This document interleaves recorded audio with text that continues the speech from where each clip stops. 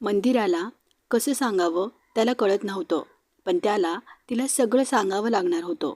शेवटी त्याने तिला सांगितलं की मंदिरा, हे बघ, मला तुला सोबत न्यायचं आहे, पण आई बाबा म्हणतात की नवीन नवरी आहे, काही दिवस राहू दे गावात म्हणून, मग नंतर मी तुला नेईन. नंतर घेऊन जा. शेवटी देशमुखांची सून आहे.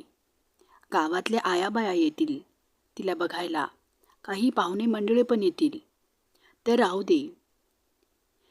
ती तशी समजूतदार होती. सासू सासरे म्हणतात म्हणून तिनं समजून घेतलं आणि हसत म्हणाली, काही हरकत नाही, तुम्ही जा.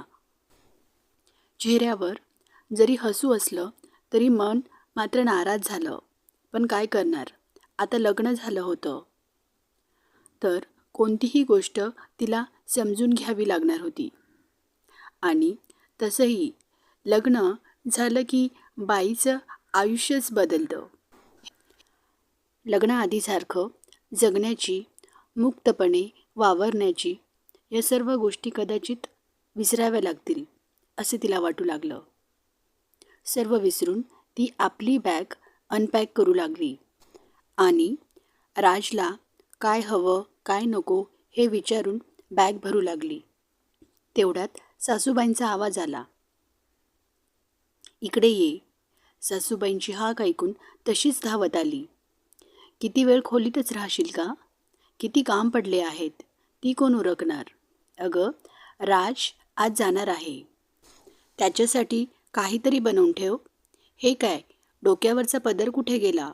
तू सासूसमोर उभी आहेस आणि आता तू आबासाहेबांची मुलगी नाही, देशमुखांची सून आहेस, आणि हे प्रत्येक वेळी तुला सांगावंच लागणार का? हे ऐकताच ती जरा घाबरली आणि तिने लगेच डोक्यावर पदर घेतला आणि नजर झुकवून उभी राहिली. ते तिच्या सासूला कळलं म्हणून त्यांनी तिला समजवलं की असं समजू नकोस की मी तुला सासू म्हणून धाक दाखवते, असं अजिबात नाही.